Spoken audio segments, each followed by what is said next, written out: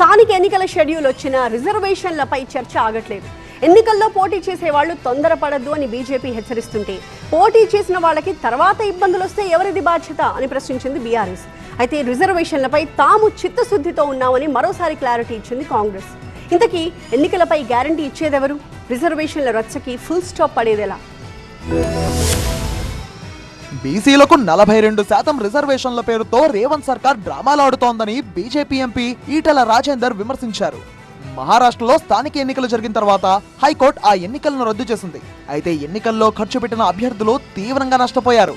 అయితే అదే సీన్ ఇక్కడ రిపీట్ కాదనే గ్యారంటీ ఏంటని బీజేపీ ప్రశ్నిస్తోంది. మీరు తీసుకున్న 42% రిజర్వేషన్లని భారతీయ జనతా పార్టీ సంపూర్ణంగా సపోర్ట్ చేసింది. అసెంబ్లీలో, కౌన్సిల్లో మేము కూడా సపోర్ట్ చేస్తూ ఉన్నాం. దాంట్లో ఎక్కడ డౌట్ లేదు. మేమేం బీసీలకు వచ్చేటువంటి దాన్ని మేము కావాలని కోరుతున్నాం. రెండోది కూడా కోరుతున్నాం. 2 ఏళ్ళు అవుతుంది వల్లకాడుగా మారిపోయినాయి. కాబట్టి తప్పకుండా ఇవాళ ఎన్నికలు తొందర నిర్ణయించడమే కాదు, నిర్వహించమని చెప్పి కోరుతా ఉన్నాం తప్ప వాళ్ళని వీళ్ళని దాడి చేసే ప్రయత్నం బంద్ చేసుకొని మార్గదర్శనం ఇవ్వాలని చెప్పి నేను డిమాండ్ చేస్తున్నాను. రిజర్వేషన్ల విషయంలో కాంగ్రెస్ మరోసారి మోసానికి పాల్పడుతుందని విమర్శించారు మాజీ మంత్రి శ్రీనివాస్ గౌడ్. ప్రభుత్వాన్ని నమ్మి పోటీ చేసిన వాళ్లకి తర్వాత ఇబ్బందులు వస్తే ఎవరు బాధ్యత వహిస్తారని ప్రశ్నించారు ఆయన. మాది భరోసా అని చెప్పండి.